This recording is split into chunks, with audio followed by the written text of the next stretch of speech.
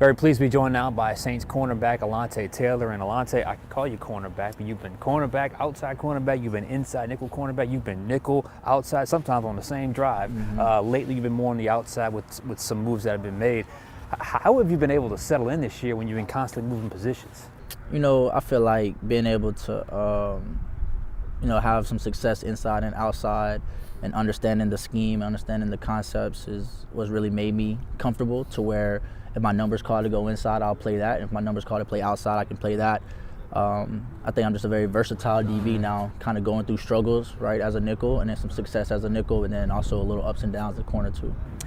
Do you look at it as, man, they're asking me to do a lot, or they trust me to do a lot? How do you kind of view that when they ask you to you constantly change positions like that? You know, in this industry, man, it's really hard to make it, right? Like, it's really hard to have a job in the NFL, and so to know that these guys trust me to play inside, to play outside, and find ways to keep me on the field, I feel like, that's good for myself, but it's also good for the organization. And so, I'm thankful for that, and I'm glad that they have that type of trust in me that I can go out there and play. I'm only in year 3, right? So, I feel like I got a long career ahead of myself, but getting kind of those reps inside and outside early and showing that versatility is gonna, help me in the long run, but I also think it helps, the organization too. You've always been pretty upfront about outside was a more natural position. Now that you've been outside for the last couple of weeks, do you kind of feel that natural ability coming back to you a little bit? Yeah, I feel like I had some rust those first couple games. I kind of starting to get my feet, more comfortable.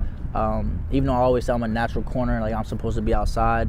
When you train and you work so hard and you focus on playing the nickel and understanding the ins and outs of that, and then go back outside, there's a little uncomfortability that you're gonna have there, right? And so I feel like those first couple games was that, and I'm not getting live reps in practice for real, right? And so my live reps are coming game reps. Right. And so I think that's kind of where some of the explosive plays might have came, or lack of ball production has probably came from. But I feel like I'm getting more comfortable with that, and mindset going into this offseason would just be train as a nickel and a corner and make sure I equal out the reps so I'll be ready for whatever. That'll be an interesting offseason. We'll see. But one thing you will not have this offseason that you had this coming offseason, that you had this past offseason, really every offseason you've been here until this point, is you won't have Marshawn Lattimore. Obviously, and that's part of the reason why you're playing a lot of outside right now. What do you think it's going to be like to see him again? And just what were your thoughts when that trade went down? Yeah, I'm super excited to see him. We talked this week already. But that's like my big bro. I talk about him and Tyron all the time. Tyron kind of getting me mentally okay with playing a nickel, but Marshawn being the primary corner and all the accolades that he's had, success that he's had, I've been able to pick his brain and learn from him, and hang out with him during the off season, go to his hometown, kind of like move around a little bit. But super excited to see him. But when it happened, man, I was kind of upset. I was actually getting my hair done, and I had called him off the rip, like, dang, bro, like, this is crazy. And we built a really good relationship. And so one thing about Lat, he's always going to ball out wherever he's at. You can count on that for sure. But super excited to see him, man. And I hated that he had left. But, like you said, I feel like it did open an opportunity for me to kind of, show that I could possibly be a CB1 here. What's that like? Because his name was out there in trade rumors for a while. I mean, did you guys discuss that at all inside, or was it just one of those things, if it happens, it happens, and we'll just move on when it happens? I would talk to him and be like, damn, bro, like, they talking about this, like, you see this, you see that, and he was more chill about it, like, hey, bro, like, I ain't heard nothing, and if it happens, it happens, like, it's the business side of it. And he just kind of told me, we always locked in, and so that's something that I just held on to, and knowing that if it ever did come, that we will always still be close and be tight. But yeah, that was one big news. Obviously, was Marshawn Lattimore. But the big news this season was obviously the firing of your head coach, Dennis Allen. When you heard that news, were you surprised, or did you guys kind of feel that coming as a players, as a locker room? How did you process that? Man, I don't think we ever knew it was coming. Yeah. Everybody gonna say what they want to say fan wise, but when I think about it, man, and talking to Tyron, and he kind of said in his press conference, like, we all had a hand in, him getting fired, right? Like, who's to say that if we beat Carolina, right, that things look different now, And so I did take that personal, and understanding that maybe I dropped 2 picks that game. So maybe those 2 picks could change the outcome of the game and change the outcome of the situations. But, like I said, this is a businessman, and, this is how he feeds his family. There's a certain lifestyle that he's living based off of the checks that he's getting from this organization and industry. And so it was a little different. But, I also understand, like, the fans want to see wins, right? The fans want to see some success, and the fans want some kind of difference thing.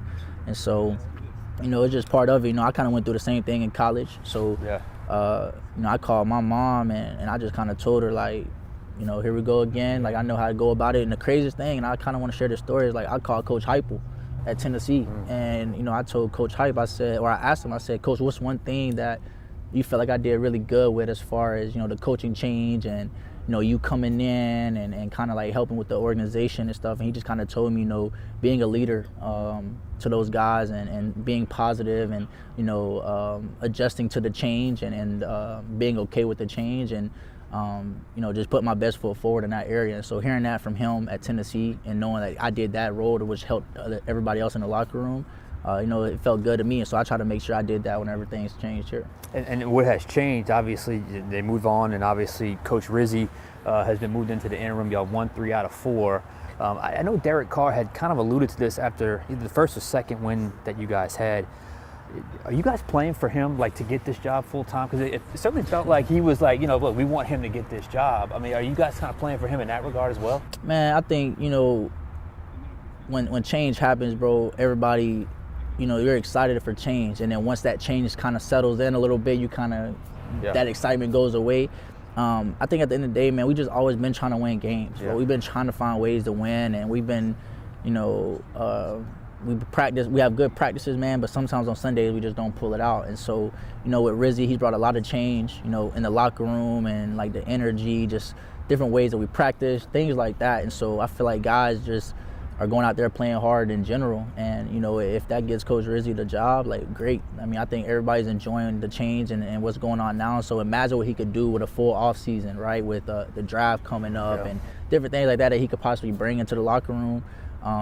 We don't know, right? And so, like I said, it's a business, though, bro. You just never know. And one thing you can't do is get too high or get too low. We can't get too high on Coach Rizzi and then he's gone. Now everybody's heartbroken, right? And so, and we can't get too low on it either, where he gets hired and some people might not want it, some people might do. So, we just kind of stay even keel, understand, the task at hand right now is, the Washington Commanders, and then we'll go from there with the next 3 games as we try to.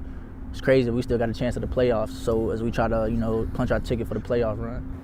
Well, you mentioned it. We'll kind of finish with this. I mean, Washington Commanders, they got that kid, Jaden Daniels, a Heisman Trophy winner, LSU guy coming back. They got Marshawn.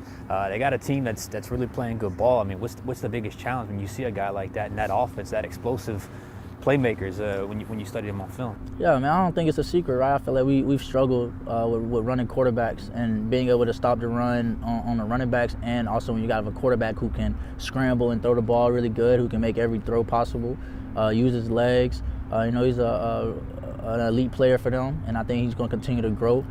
So we just got to make sure, we put our eyes in the right place, man, and we execute our assignments. And I think the biggest thing is going to be strain, man. We got to find a way to get to the football and surround the football with players, because he also breaks tackles and things like that. And you talk about the other side with Marshawn. Marshawn, coming off of an injury, full body, full healthy body now, fresh legs. So, I know he's excited just to be back on the field, but to also be able to play against, his former team. Should be fun. Alontae, thank you so much, man. Appreciate you. Thank you.